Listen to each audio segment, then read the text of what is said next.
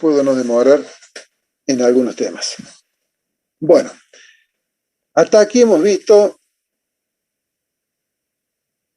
estabilidad espacial, hemos visto medios de unión y vamos a empezar con los capítulos de dimensionado seccional para los esfuerzos de tracción, compresión, flexión, corte y flexión compuesta. Eso es todo lo que vamos a hacer de aquí en adelante. Y como ya lo vienen viendo, la parte más compleja es la parte del análisis estructural. Luego las verificaciones son muy simples. Lo importante es saber a qué tenemos que verificar cada elemento y a dónde lo vamos a verificar. En las estructuras ustedes van a encontrar numerosos componentes que están trabajando a tracción, como por ejemplo estas diagonales en la cabreada, pueden ser las diagonales de una viga reticulada, ¿sí? Acá tengo este nudo, este que se corresponde, vemos que esta diagonal está traccionada, este montante está comprimido, el cordón inferior está traccionado. ¿Está bien? Todas estas barras inferiores acá están traccionadas, las cruces de San Andrés trabajan a tracción, estas tillas están trabajando a tracción, etc. Hay una gran cantidad de elementos que trabajan a tracción en las estructuras. Todos esos elementos que trabajan a tracción, de acuerdo a su ubicación, van a tener distintas formas seccionales. Desde unas simples secciones circulares o rectangulares, hierro redondo, planchuelas, secciones simples de ángulos, dobles de ángulo en distinta posición, canales, dos canales, doble T, dos perfiles U, que se los va vinculando por un efecto de que trabajen por debido a los pesos propios, porque acá empiezan a tomar incidencia el peso propio, si bien son tensores para su comportamiento en la estructura, según la posición que tenga, el peso propio puede producir flexiones. Pueden estar vinculados con presillas o con diagonales. ¿Dónde tengo un ejemplo de este tipo de secciones trabajando tracción? Muy simple, en los puentes metálicos ferroviarios o carreteros, todas las diagonales que están traccionadas, muchas de ellas tienen esta conformación, de secciones compuestas por dos o más elementos vinculados entre sí con, por lo general, este emparrillado o ese sistema de diagonales. Van a encontrar una norma que dice que el esbeltez límite para los tensores o barras traccionadas de 300. Esto es una esbeltez orientativa. Es decir, cada tensor que hago tiene una esbeltez muy superior a 300. ¿Por qué? Porque el acero resiste tanto que con una sección muy esbelta, especialmente si utilizo un redondo o un ángulo, puedo transmitir fuerzas muy importantes. Y un tensor muchas veces puede tener 6, 8, 10 metros de largo. Entonces, si yo tomo el recaudo de que ese tensor nunca quede con una deformación transversal permanente, nunca va a haber flexión y va a trabajar siempre a tracción. Entonces, tomando recaudos, esta condición es una condición desde el punto de vista constructivo, más que nada es un llamado de atención a que se tomen los recaudos para que la barra no se deforme por flexión permanentemente y luego no va a tomar la tracción como corresponde, porque si queda deformada, el eje deja de ser recto, cuando aplique la tracción, por esa deformación va a aparecer un momento, y ese momento va a hacer que la barra se estire para recuperar la recta, y eso me va a generar deformaciones que son inadmisibles en la estructura. Entonces, por ese motivo es esta limitación. ¿Está bien? En las barras traccionadas nosotros vamos a trabajar, o vamos a ver que tenemos tres tipos de áreas. Tenemos el área bruta de la barra, el área neta de la barra, que es el área bruta cuando le resto los agujeros en la sección, y el área neta efectiva es el área neta que efectivamente está trabajando, y ya les vamos a ver en detalle el porqué. Pero en definitiva tenemos tres tipos de área en un mismo elemento. El área bruta es el área transversal, ¿sí? Si bien acá en el gráfico, y por favor, esto es simplemente los efectos de explicar qué es el área transversal, dice que el área bruta es la suma del área de cada uno de los componentes de la sección. De vez en cuando a algún alumno en un parcial le damos un perfil doble T y se pone y hace este cálculo, saca el B de la tabla, el T de la tabla, multiplica B por T, hace la suma. No, si el área está en la tabla, ¿para qué va a hacer este cálculo? Esto es indicativo de qué es el área bruta, ¿sí? Ese es el área bruta de la barra. es el corte de la sección transversal, ¿correcto? ¿Qué es el área neta qué es el área neta de una barra? El área neta de una barra es cuando a la barra nosotros le cortamos en un plano donde está el agujero y va a ser el área bruta de la barra menos el área del agujero que hemos practicado. ¿Cuánto vale el área del agujero? Muy simple, el diámetro del agujero por el espesor de la placa en ese punto. ¿Está bien? Ahora nosotros vamos a encontrar que en una sección o una barra, mejor dicho, podemos tener distintas áreas netas de acuerdo a los posibles mecanismos de rotura que se produzcan. Acá es muy simple, acá también es muy simple. Acá ya no es tan sencillo definir cuál va a ser el área neta. El área neta es la menor de todas las áreas que yo puedo llegar a encontrar o debo llegar a encontrar en este tipo de perfil. Supongamos una etapa que tiene estos pasadores ubicados al 3 bolillos. Entonces yo voy a tener un área neta que es el área bruta en la sección AE, a cual le descuento el área de 2 agujeros. ¿Está bien? Pero voy a tener otra área neta que es el área bruta, que contempla el punto A, el punto B, el punto C, el punto D y el punto E. Ese es un área bruta, a la cual le descuento 3 agujeros. Entonces no sé cuál de las dos áreas va a ser más chica. Si esta área neta menos 2 agujeros o esta área bruta que es más grande, pero a la cual le descuento 3 agujeros. O bien, hay una tercera posición, bueno, esta no se va a dar nunca, ¿no? Esta posición de rotura, miren, que venga la A, B, C y luego venga el borde. Obviamente esto va a ser menor que esto, no sé si habrá algún caso en el cual se pueda producir, pero no. Digamos que tenemos básicamente esta área transversal y luego esta área por el polígono, A, B, C, D, E, menos mayor cantidad de agujeros. Tenemos que encontrar cuál es la menor sección neta, que la menor sección neta es la que va a tomar va a estar solicitada a mayor tensión y es la que me va a definir la capacidad portante de la sección neta. ¿Está bien? Esa es la sección neta. Y el área neta efectiva surge debido a lo que se le denomina retraso del corte. Se define así como retraso del corte por lo siguiente. Si ustedes tienen un tensor que es un perfil ángulo compuesto por 2 alas, y este perfil ángulo cuando llega al apoyo se vincula únicamente por el ala horizontal con 3 pasadores. ¿Qué resulta? Resulta que la fuerza F, si es un ángulo de alas iguales, viene la mitad por el ala vertical, la mitad por el ala horizontal. Cuando llegan a la unión, toda la fuerza que viene viajando por el ala vertical, es decir, la mitad de F, tiene que pasar del ala vertical por corte al ala horizontal y del ala horizontal pasar a el apoyo por medio de los 3 bulones. ¿Correcto? Entonces, ¿qué tenemos? Que en esta zona hay como una sobrecarga de tensiones debido a que toda la carga F va a pasar en esta zona. En el tramo viene viajando mitad en cada ala, pero acá en el apoyo pasa todo en esta sección. Entonces, eso hace que acá debamos tener una consideración especial y es lo que nosotros vamos a llamar a esa consideración especial área efectiva, donde esa área efectiva se va a determinar en función de este factor X raya, que es la excentricidad que tenemos desde la recta de acción de la fuerza F, ¿sí?, al plano de la sección de corte de la unión. Y va a depender del largo L de la unión. Todo esto es a través de un factor U. Vamos a definir U como 1 menos el cociente entre la excentricidad y la longitud de la unión. ¿Sí? Fíjense, excentricidad sobre longitud de unión. El factor U va a ser un valor menor que 1 y va a afectar directamente al área neta. Es decir, que el área efectiva, el área neta efectiva va a ser el área neta multiplicado por U, donde U decimos que es 1 menos X sobre L. ¿Qué nos conviene? Nos conviene que el U sea lo más próximo a 1 posible, porque va a ser un valor igual a 1 o menor que 1, por lo general menor que 1.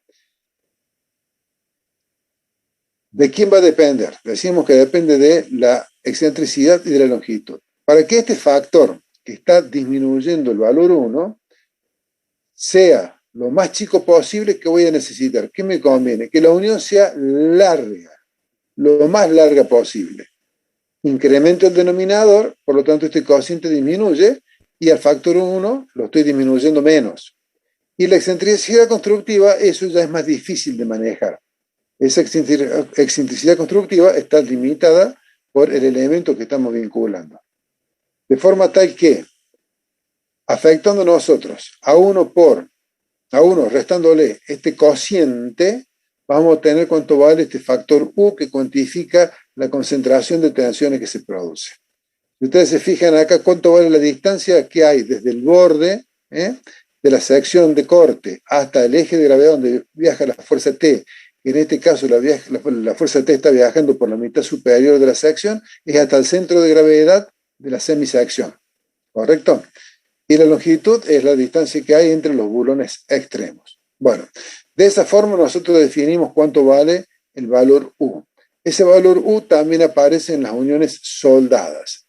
Entonces, acá tienen ustedes las expresiones de cómo se determina el valor de esa sección neta efectiva. ¿Qué les dice? Acá les aclara. Cuando la fuerza se transmite por todos los elementos, así, cada elemento que compone el tensor está vinculado a la otra sección, el factor U se hace igual a 1 y el área neta efectiva es igual al área neta. ¿Sí?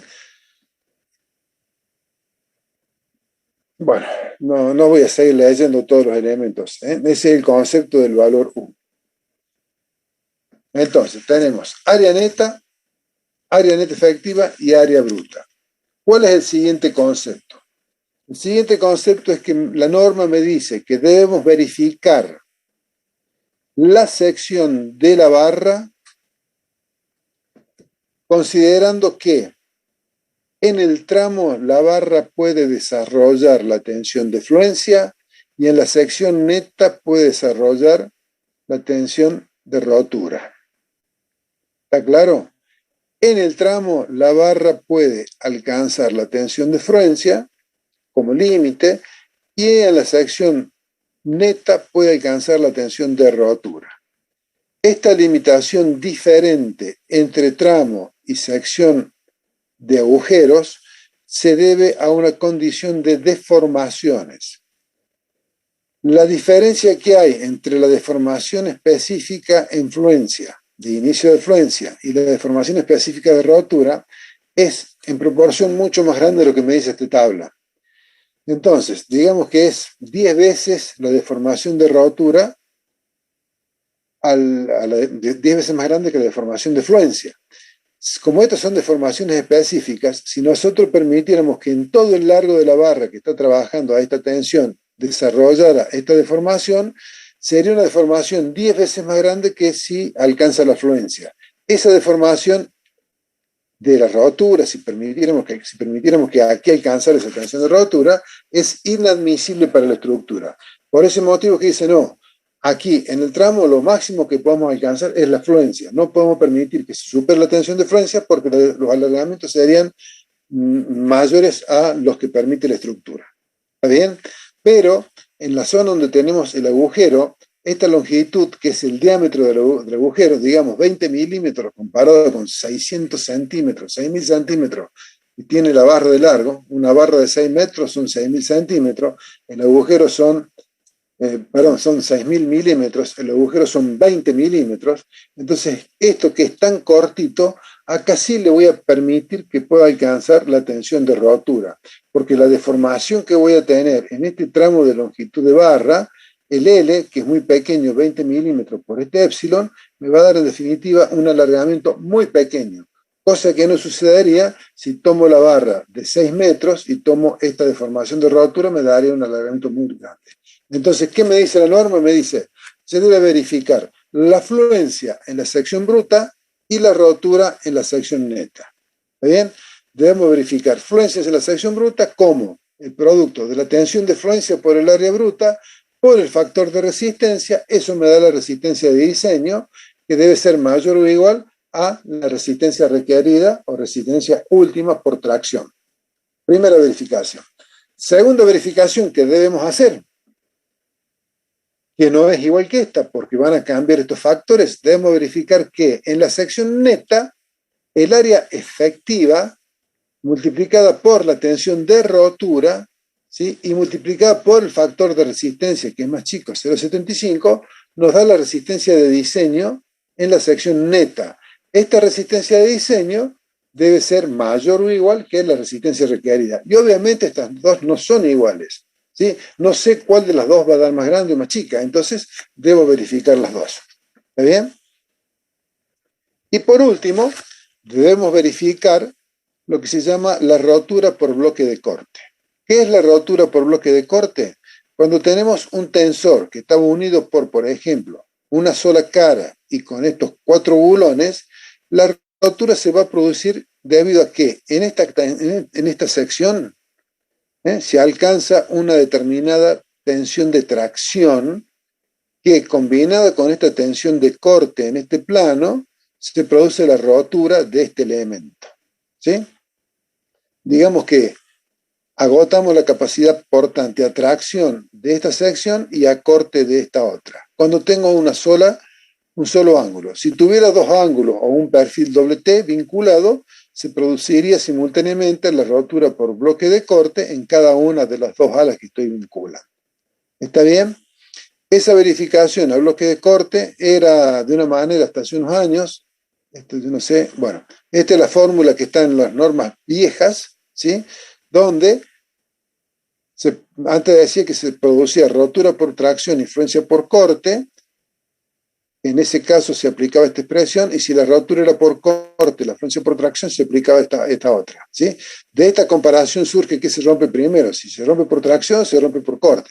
Es decir, rompe por tracción y después por corte, o rompe por corte y después por tracción.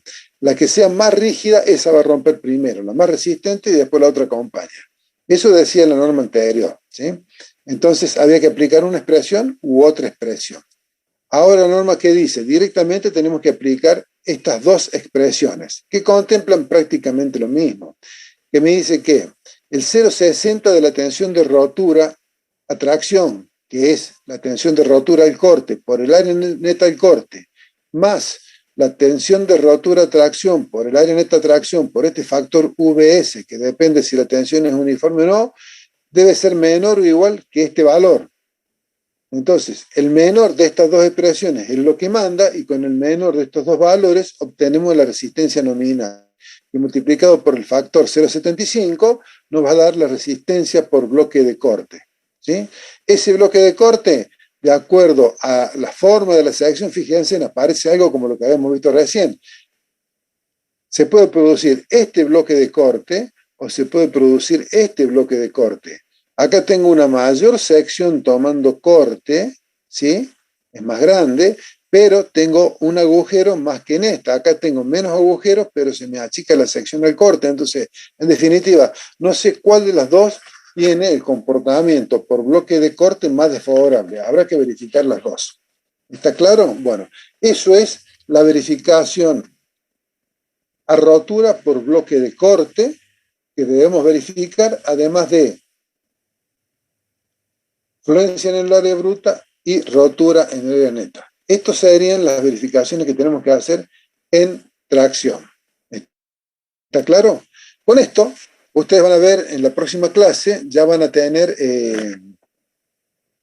el primer trabajo práctico, donde verán algo de estabilidad espacial, van a ver algo de análisis de carga, verán dimensionado de una sección a tracción y dimensionarán las uniones. Es decir, van a hacer a partir de ahora, tendremos clases prácticas donde cada ejercicio práctico que resuelvan va a contemplar los aspectos del análisis de cómo funciona la estructura, la determinación o evaluación de las cargas que están actuando para obtener las combinaciones más desfavorables y luego hacer los dimensionamientos seccionales de las barras y dimensionamientos de los medios de unión. Cuando digo dimensionamientos, eso significa que se predimensiona y se verifica, o bien se puede dimensionar directamente de acuerdo al tipo de elemento que estén analizando. Y aprovechen para que en el práctico, con lo que hemos estado viendo en el teórico, y si ustedes van entendiendo y van estudiando, con el práctico van a terminar de cerrar la comprensión completa del tema y ni les va a hacer falta estudiar casi para los parciales. Si ustedes lo van siguiendo y van resolviendo los trabajos prácticos que los ingenieros le van a dar, entonces esa ejercitación es fantástica porque les va a permitir resolver sin problema los parciales y el examen final. Si tienen preguntas, jóvenes, acá estoy. Si no, ya me cansé. Profe, sí. Yo tengo una consulta. La verificación a rotura en las secciones netas. Sí. Si yo tengo una unión que es soldada, ¿la tengo que realizar? Bueno, ese es un concepto medio complicadito, pero en rigor en soldadura no habría sección neta. ¿Sí? En soldadura no tenemos sección neta porque la sección neta conceptualmente es cuando se achica la sección. Entonces, el problema principalmente viene dado en las soldaduras con el tema de la fragilización. ¿Está bien? En la sección neta, en la sección soldada no hay problema de sección neta. ¿Sí? Lo que vamos a tener en la sección soldada es esto, rotura por bloque de corte. Esto sí se puede producir. ¿Sí? Pero tampoco se va a producir en la soldadura. O sea, la soldadura, si está bien realizada, es más resistente que el metal base. Entonces, por lo general, la rotura se va a producir en el metal base, salvo que haya una desproporción muy grande entre el espesor del filete y el espesor de las placas que estoy soldando. Si no, siempre la rotura por bloque de corte va a mandar el metal base que tiene una menor tensión de corte en rotura que la tensión de corte que puede soportar en rotura el material de la soldadura. No sé si me explico. ¿Sí tenemos que verificar bloque de corte en la unión soldada? Sí. Sección neta, rotura en la sección neta, no. Listo, perfecto, gracias. ¿Qué otra pregunta tenemos? Me aburro mucho. Sin verlos, sin estar, siempre digo lo mismo, ¿no? Pero no me resigno a dar clase acá mirando una pantalla, no tiene mucho sentido. Es casi como grabar una clase y dejarla para que ustedes la vean. Me hace falta más interacción por parte de ustedes, pregunten más, no se queden con dudas. Deben tener millones de dudas y no se animan a preguntar. Pregunten sin temor. Si yo acá no veo nombre, no veo cara, no veo nada. Pregunten sin problemas. Y si no hay preguntas, bueno, después guarden esas preguntas y se las hacen a la ingeniera o al ingeniero en los prácticos. Y pregúntenles mucho, así aprenden. Yo ya estoy viejo, ya no voy a aprender mucho más, pero ellos son jóvenes, tienen mucho para aprender. Bueno, estimados, si no hay preguntas, damos por terminada la clase de hoy. Próxima clase práctica y en la siguiente entramos en pandeo, compresión. ¿No hay preguntas? No hay preguntas ni en el chat tampoco. Bueno, listo, Lourdes, entonces. Chicos, listo. Chao, nos gracias. vemos dentro de la clase. Buenas noches a todos. Chao, hasta luego. Chao, chao.